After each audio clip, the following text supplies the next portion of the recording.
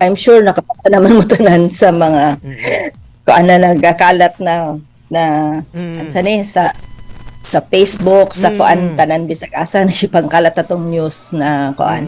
So it was an internal message manggod to sa mga doctors to be more vigilant kay nagasaka, although hindi man siya out of proportion, but we as doctors kinahanglan mag proactive ta na dili ta mahulat mo. Correct. Taas na jud daghan usa ka mag-action. Okay? Yes. So as of kuan magud basta mo lampas magud og 100 kay the past 2 months magud less than 100 almaw datong mga cases. So karon naglampas og 100.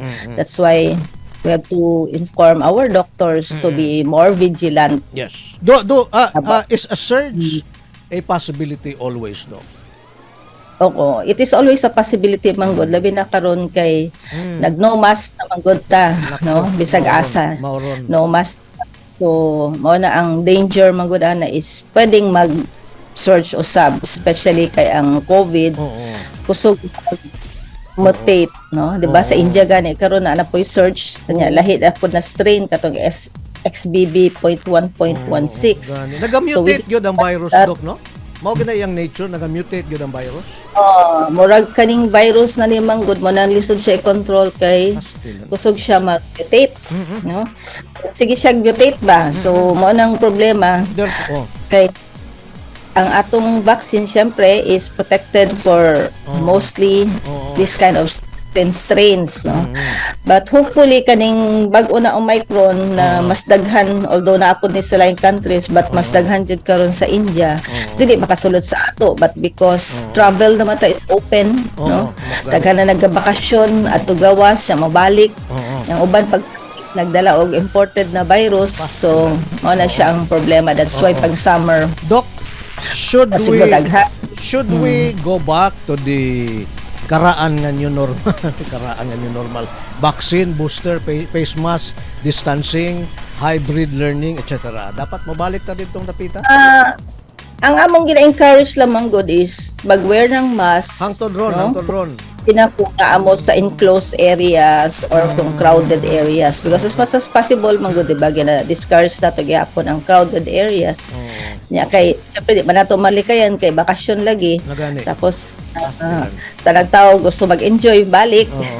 So precautions always jud among gina-remind kay taas man good. Although dili man siya out of proportion. That's why I said that message that was sent to the doctors. Somebody sent it to somebody na mo to nagawa siya. It was supposed to be an internal message for the doctors to be more vigilant kay ang ubang patient magsulti lang na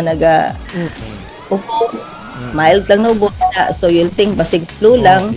But to be more vigilant na i-test jud ang mga pasyente kay pwede siya maging COVID.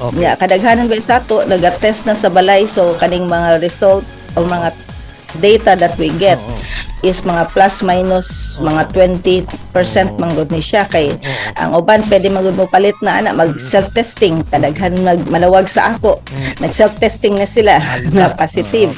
So that's why once lampas sa ganig 100 kasi ang among data sa expense is 154, no, na ay mga 30 plus na ka home care. So siya before kasi the last 2 months less than 100 lang ato mga cases, ang uban kay mga 50 plus lang ta. So nagasaka na siya.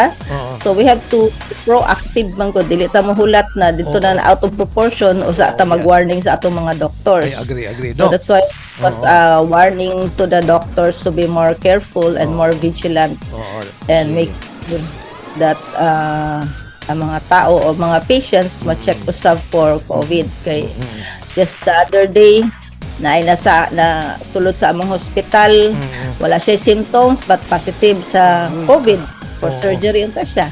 Karon na pay buntag gi-text sa ako na nakasulod ako na admit. Ginala sa ang kwarto kay naghulat na lang sa RT-PCR positive na pod.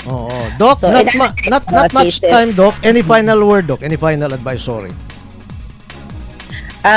Kato lang akong i-advise jud, no, na mag-wear jud og mask kung naa ka sa crowded or enclosed areas, tapos kung naa kay ubo or sipon, kung di ka gusto magpa-doktor, kay uban dili man dyan gusto magpa-doktor, kay mahadlok na kuhaon daw imbutang i-admit, mag self-isolate na dyan. Self-isolate. No? Okay.